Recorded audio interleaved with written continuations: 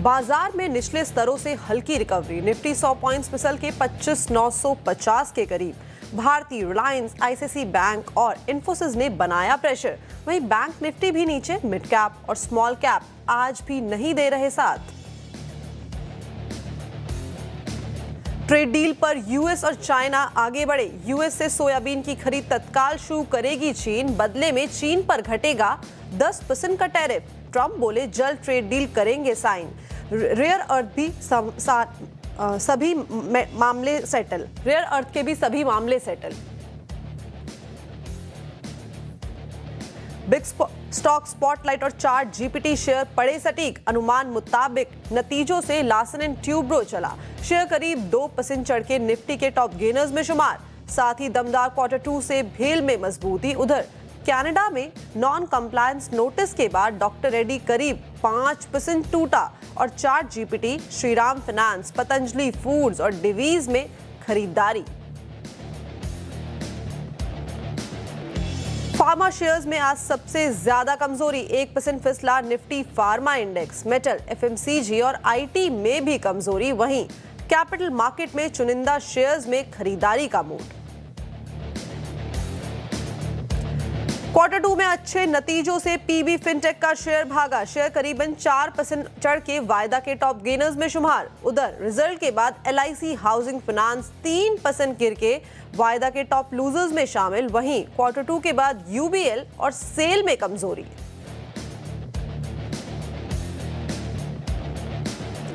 केवल अतिरिक्त एजीआर माफ करने पर सुप्रीम कोर्ट के ऑर्डर से फिसला वोडाफोन आइडिया। शेयर करीबन 11% फिसल के बना वायदा का टॉप लूजर। वहीं इंडस स्टार भी 4% नीचे।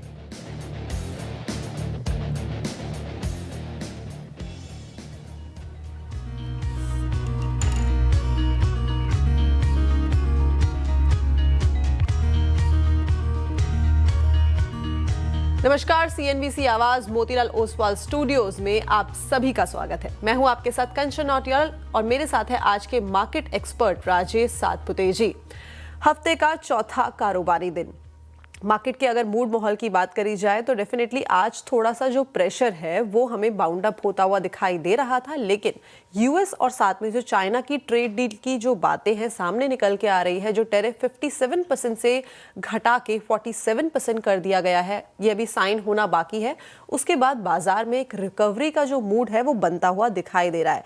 निफ्टी अगर आज देखें तो लो 25,890 के आसपास से एक अच्छा खासा रिकवर होता हुआ 25,950 के आसपास इस टाइम पे कर रहा है कारोबार। अगर सेक्टर इस टाइम पे देखें कि किस तरीके का परफॉर्मेंस कर रहे हैं तो केवल निफ्टी पीएसयू बैंक ही है जो फ्लैट ट्रेड कर रहा है। यहाँ पे भी कोई बड़े हमें ऊपरी स्तर नहीं दिखाई दे रहे, लेकिन अपार्ट फ्रॉम दिस सारे ही सेक्टर इस टाइम पे कमजोरी के साथ कर रहे हैं कामकाज। निफ्टी ऑटो में करीब करीब 0.5% की कमजोरी है और इसी तरीके के नंबर्स जो है, इसी तरीके की गिरावट जो है बाकी के सेक्टर्स में भी दिखाई दे रही है। लेकिन सवाल ये उठता है, ये जो कमजोरी है क्या ये कंसर्निंग है या फिर ये एक अपॉर्चुनिटी है? ये जानते हैं सातपुते सर से। Satpute sir, good morning.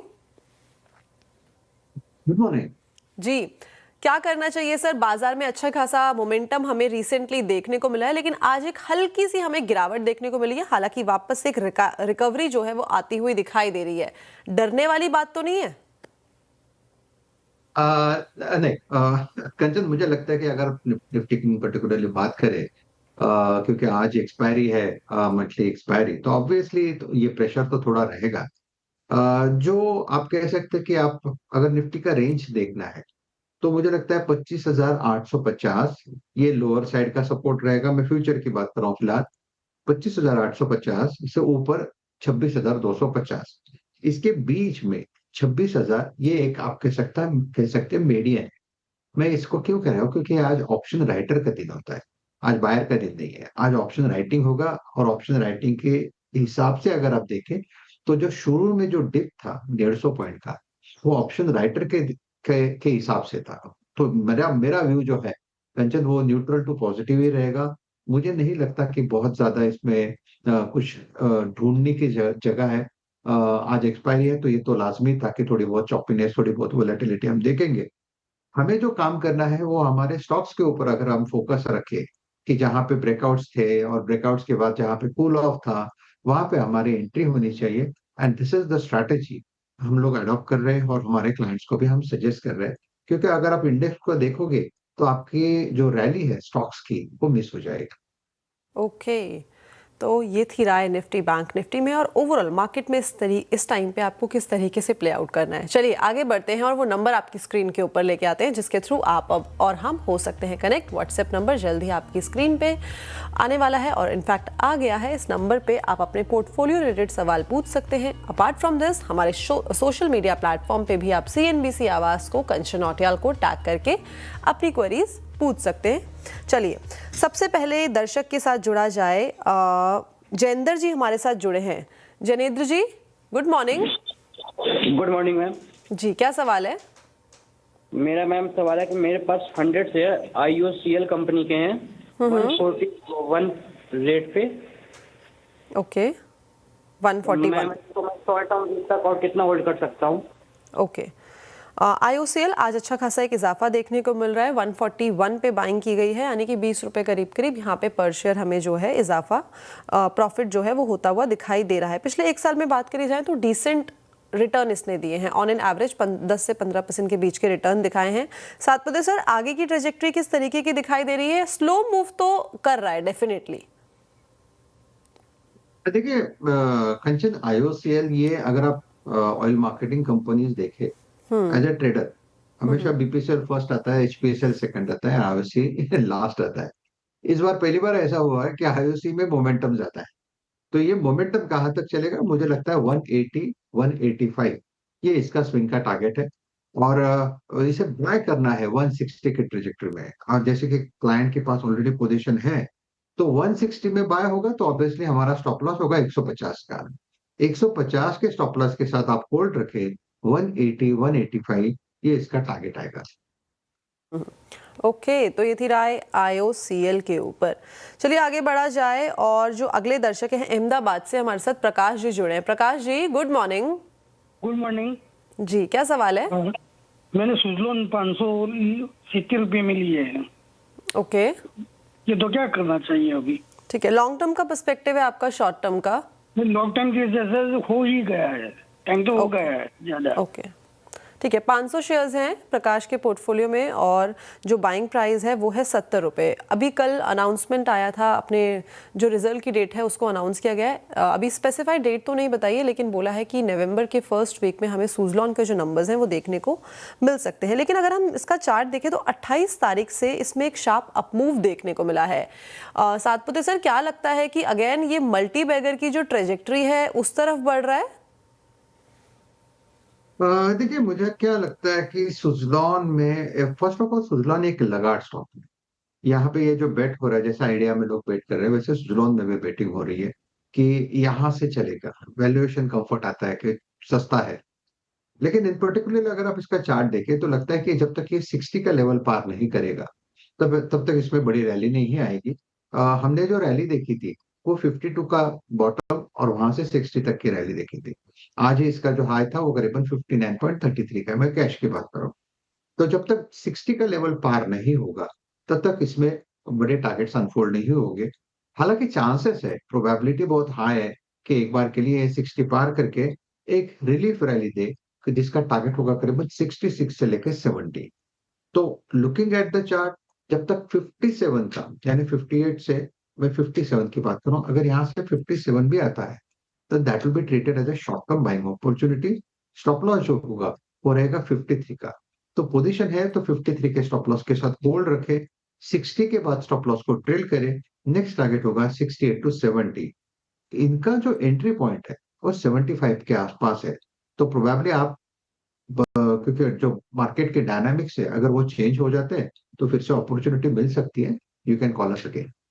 Okay, तो ये थी राय सुज़लॉन के ऊपर। चलिए अब डायरेक्टली हम सोशल मीडिया प्लेटफॉर्म के ऊपर आते हैं। अगर आपकी कोई भी क्वेरी है तो हमारे सोशल मीडिया प्लेटफॉर्म पे आप वो भेज सकते हैं। और सबसे पहला सवाल मैं विनय जी का लेना चाहूँगी। विनय के पास श्रीराम फाइनेंस के सातपुते सर 150 शेयर्स हैं और 470 रुपये के भाव पे इन्होंने खरीदारी की है, यानी कि अच्छा खासा इजाफा, अच्छा खासा प्रॉफिट वहाँ से देखने को मिल गया है। आज भी आधा % की तेज़ी के साथ इस टाइम पे कर रहा है कारोबार। और अगर बात करें कल से ही आज तक का अच्छा खासा एक शार्प अपमूव देखने को मिला है। आगे की ट्रेजेक्टरी श्रीराम फाइनेंस में किस तरीके की दिखाई दे रही है? देखिए कंचन, इसका जो टारगेट है 700, 550 यानी 150 पॉइंट, 150 आणि 700 यानी 800, 850 का टारगेट बनता है। 850 का टारगेट, अभी ये जो मैंने जो कैलकुलेशन किया, ये 700 का ब्रेकआउट इसने मंथली चार्ट पे दिया है। दैट सिंपली मीन्स कि अगर आप इसके 6 महीने से 1 साल का वक्त दे तो ये 850 तक जा सकता है। लेकिन स्टॉप लॉस क्या होगा? 700 के नीचे। तो आप 680 के स्टॉप लॉस के साथ लॉन्ग में बने रहे। अगर आप इसे 1 साल से ज्यादा वक्त देना चाहते हैं तो टारगेट होगा 850 प्लस। तो 850 तक के टारगेट के लिए आप इसको चेस करके चल सकते हैं। ये थी राय श्रीराम फाइनेंस के ऊपर। काफ़ी सारे सवाल हमारे आ गए हैं। अब डायरेक्टली मैं इंस्टाग्राम से सवाल ले रही हूँ। सौरभ का सवाल आया है सातपुते सर इंस्टाग्राम पे। जेएम फाइनेंशियल के ऊपर इनका सवाल है। एक सेकेंड, मैं भी चार्ट खोल लेती हूँ। और जेएम फाइनेंशियल 300 शेयर्स हैं इनके पोर्टफोलियो में, और जो खरीदारी इन्होंने की है वो की है 182 के प्राइस में। शॉर्ट टर्म का नजरिया है, क्या करना चाहिए? 182 का प्राइस है, राइट ना? देखिए शॉर्ट टर्म की अगर बात करें तो इसका सपोर्ट बनता है जेएम फाइनेंस का, वो है इसका 100 EMI जो करीबन 168 के आसपास बनता है। जब तक 168 का लेवल शॉर्ट टर्म के लिए होल्ड है तब तक कोई दिक्कत नहीं है। करंट प्राइस 169.45 है। 165 का स्टॉप लॉस रख के शॉर्ट टर्म ट्रेड ले। अगर इसका रेजिस्टेंस जो आएगा वो 180 का है, एक बार 180 का लेवल निकले फिर मुझे लगता है ये 200 के पार चला जाएगा। तो शॉर्ट टर्म के लिए yes, it's a buy above 168, stop loss 165। Okay, तो 165 का आपको रखना होगा यहाँ पे जेएम फाइनेंशियल के अंदर stick stop loss. Moving forward, अश्क का सवाल आया है सातपुते सर पीएफसी के ऊपर। पीएफसी के इनके पास 100 शेयर्स हैं इस टाइम पे, और जो बाइंग प्राइस है दैट इज़ 540 रुपीज़। इस टाइम पे किस तरीके से इसको करा जाए, क्योंकि वहाँ से एक करेक्शन तो हमें डेफिनेटली देखने को मिला है। मिड टू लॉन्ग टर्म का नजरिया है इनका। देखिए कंचन, मेरा व्यू पीएफसी आरईसी में पॉजिटिव है। क्यों? मुझे लगता है बाजार जिस तरह से ये मोमेंटम ले रहा है और जिस तरह से जो हेवी वेट्स काउंटर है उसका वैल्यूएशन शायद उसकी प्राइसिंग हेवी हो रही है। People are trying to find opportunities, और अपॉर्चुनिटीज कहाँ मिलेगी? पावर स्टॉक्स में, जो अभी तक चले नहीं। इसलिए मेरा व्यू इसमें पॉजिटिव है। चार्टिकली पीएफसी आरईसी, अगर पीएफसी की बात करें तो 400 का सपोर्ट इंपॉर्टेंट है। तो अगर आपकी लॉन्ग पोजीशन है 385 का एक स्ट्रिक्ट स्टॉप लॉस रखे। 410 से लेके 420, 420 बोलना ठीक नहीं लगता लेकिन फिर भी 410 से लेके 420, ये इसका एक आप कह सकते हैं कि सप्लाई पॉइंट है। अगर ये सप्लाई पॉइंट निकल जाए फिर मुझे लगता है कि ये करीबन 480, 500 का टारगेट देगा, लेकिन उसके लिए प्रोबेबली आप देखोगे 6 महीने से 1 साल का वक्त लगेगा। ये मैंने एक कंजर्वेटिव व्यू रखा है, इसलिए मैंने कहा फिलहाल होल्ड रखे 385 स्टॉप लॉस। ओके, 385 का स्टॉप लॉस लगाना है। 420 तक नंबर्स देखने को मिल सकते हैं। ये थी राय पीएफसी के ऊपर।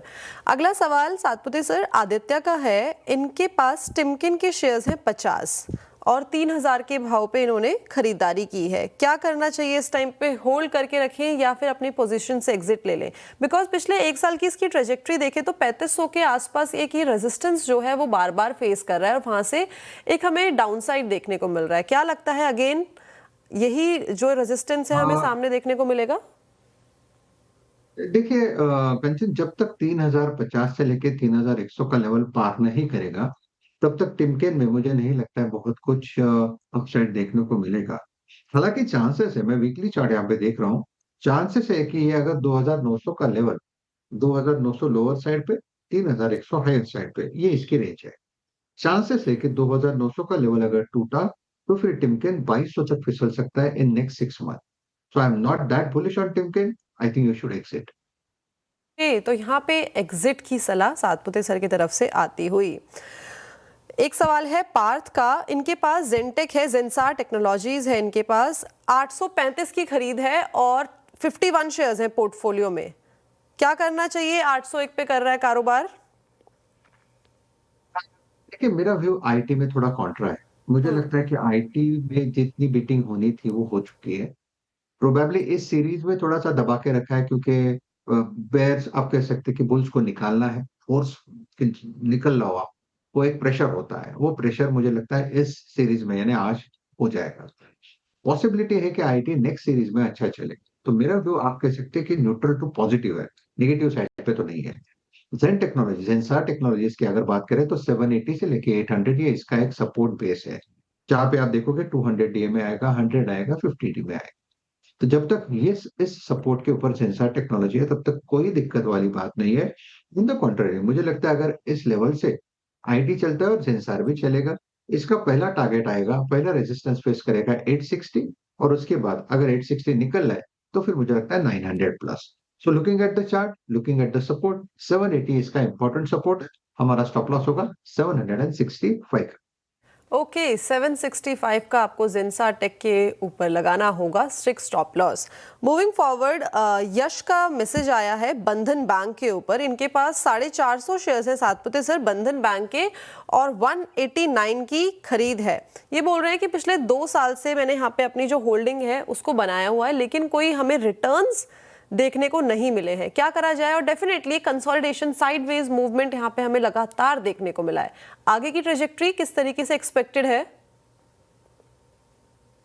कंचन, मुझे लगता है बंधन बैंक में, हाँ, मेरा बंधन का व्यू थोड़ा सा निगेटिव था अर्ली, बंधन और आरबीएल। लेकिन जिस तरह से हाल फिलहाल में जो पैटर्न पैन आउट हो रहा है, इससे लगता है कि प्रोबेबली बंधन बैंक का बॉटम लग गया है। यहाँ से एक रिलीफ रैली मिलनी चाहिए, क्योंकि इसका जो मेन क्लस्टर है वो है 170 से लेके 160।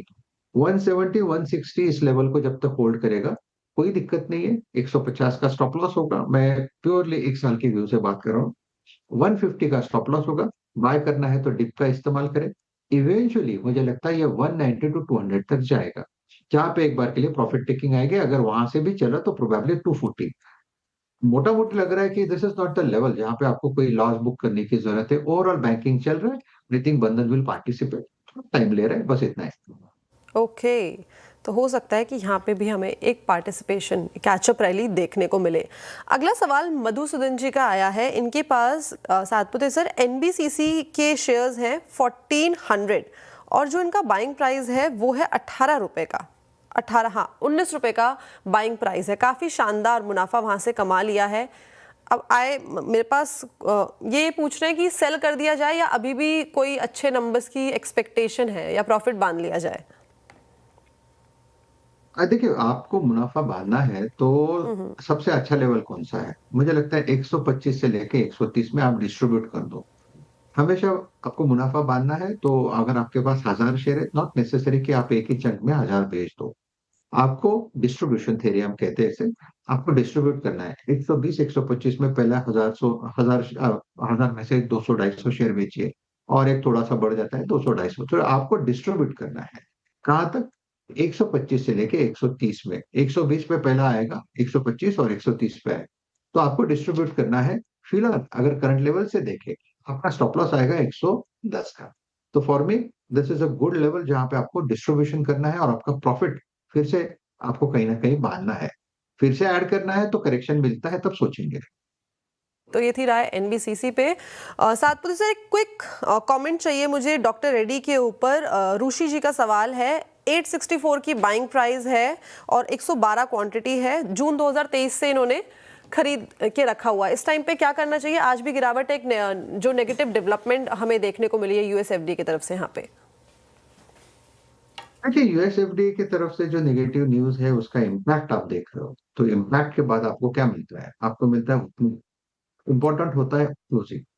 मेरे हिसाब से इसका ओपनिंग जो मिला है 1180, इसके लिए एक इम्पॉर्टेंट आप कह सकते हैं कि डबल बॉटम का सपोर्ट था 1180 के आसपास।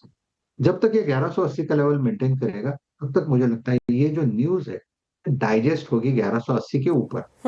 1180 टूटा तो फिर मुझे लगता है फिर ये सेलिंग बढ़ेगी। तो आपका स्टॉप लॉस कहाँ होगा? 1180 के नीचे, 1165, 1160 will be stop loss. Current level से फिर से ये ताकत दिखाएगा, फिर रिकवरी दिखाएगा। ओके। मुझे लगता है इवेंचुअली 1260 से लेके 1280 तक जाएगा। जी, तो 1260 से 1280 तक आप डॉक्टर एडीज को कर सकते हैं चेस। तो चलिए, वक्त हो गया एक छोटे से ब्रेक का, लेकिन आप कहीं मत जाइएगा, बिकॉज ब्रेक के बाद आपके साथ जुड़ा जाएगा क्रिप्टो कॉर्नर में।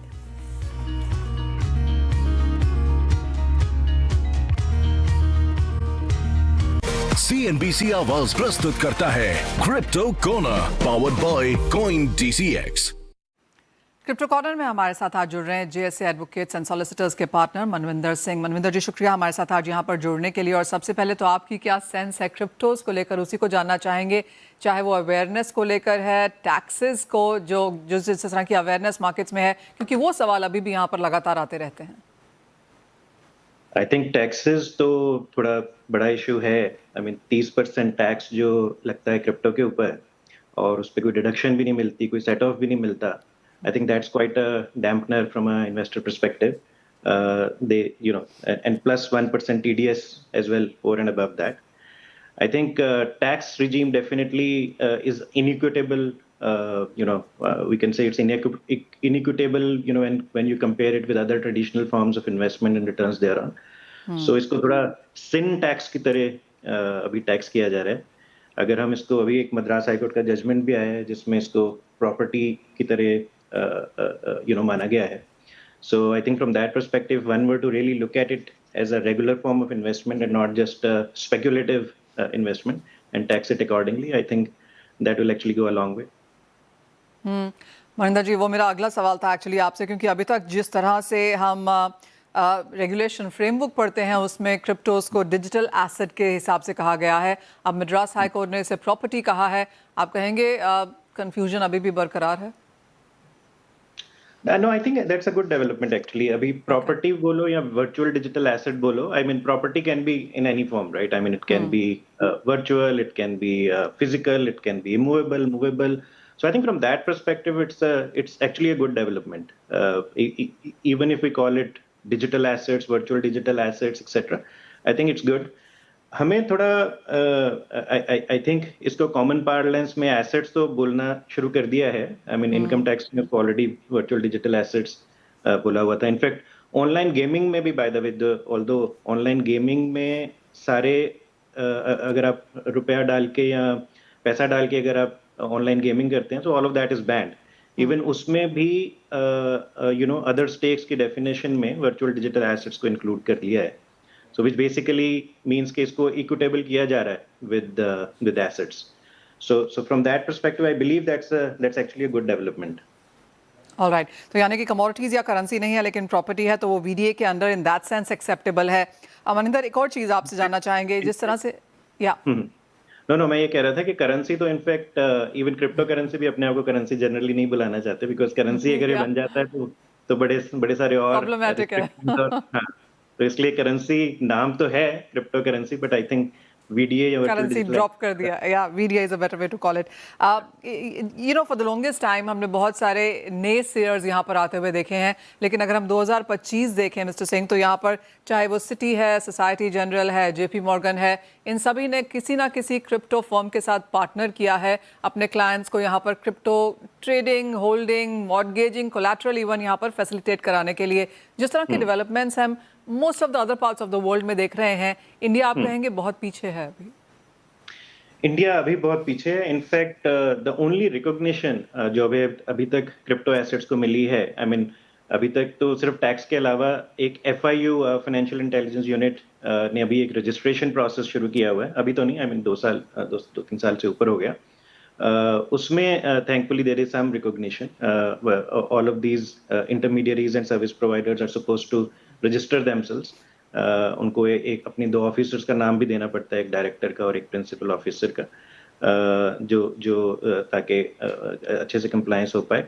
In fact we are expecting, in fact FIU is expecting them to do a lot of things. They have to develop system, they have to do a lot of reporting, they have to identify suspicious transactions, report them, do a KYC of all of the investors, keep reporting, keep a record of them.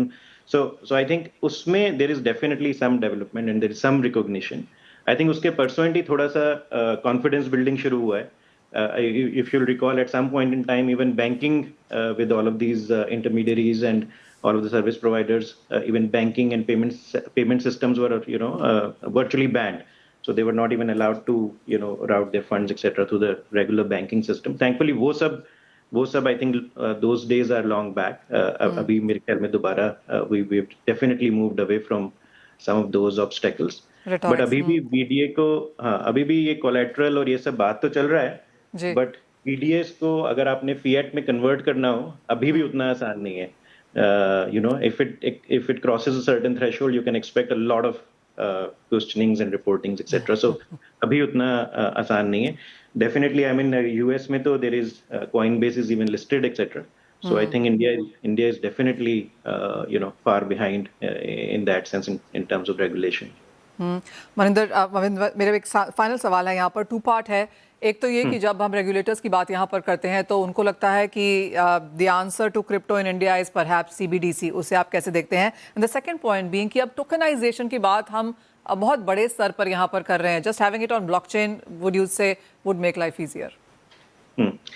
So I think CBDC और मेरा personal मानना है CBDC और crypto currency में actually कुछ खास parallel है नहीं. CBDC का पर्पस ही काफी अलग है. That is actually payment settlement mechanism. लेकिन लोग क्रिप्टो एसेट्स को या वर्चुअल डिजिटल एसेट्स को as a payment settlement mechanism मेरे ख्याल में तो नहीं देखते. एटलीस्ट मैं तो नहीं देखता. मैं उसको as a virtual digital asset as if it's just like मैं इन्वेस्ट करता हूँ शेयर्स में, इन्वेस्ट करता हूँ प्रॉपर्टी में, मैं उसको उस तरह से देखता हूँ. Like this is my another form of investment which is little more which traditionally had been a little more, I mean, it goes up and down a little violently than in comparison to other forms. But this is another form of investment. Okay. So I don't see it as a payment settlement mechanism. So जो RBI का है, in fact, there is जो सुनने में आ रहा है कि there is actually quite a bit of traction on that as well. There are some 5 million plus users in some 16 banks, etc. So the pilot project is seemingly going absolutely fine. But I don't believe that's the answer. I mean, people would not may or may not use it just as a payment mechanism. They would use it as another form of investment. So and tokenization, I think, be it tokenization in terms of the cryptos or even I think NFTs is another aspect. Even there had been attempts के हम NFTs में even games को भी या कोई art form में NFTs या आपका कोई क्रिकेट मैच चल रहा है उसमें there is a specific movement जिसको हम NFT में कन्वर्ट कर पाए and people could own it. I think that kind of tokenisation to my mind is developing and it will continue. I mean, people would love to own some of those moments. I mean, just imagine if you're owning a winning moment of India-Pakistan match or something. I'm not surprised that came to your mind. But Manvinder ji, बहुत शुक्रिया आज हमारे साथ यहाँ पर जुड़ने के लिए एंड काफ़ी इत्मीनान से वो सारे के सारे पॉइंट्स डिस्कस भी करने के लिए. आशा है आपसे बहुत जल्द फिर से बात होगी. और at this point in time इस वक्त इस कार्यक्रम में इतना ही समय है, लेकिन जुड़े रहिए हमारे साथ. हम मार्केट्स एंड स्टॉक स्पेसिफिक्स पर इन्फॉर्मेशन लेके आएंगे ब्रेक के उस पार. CNBC आवाज प्रस्तुत करता है crypto corner, powered by CoinDCX.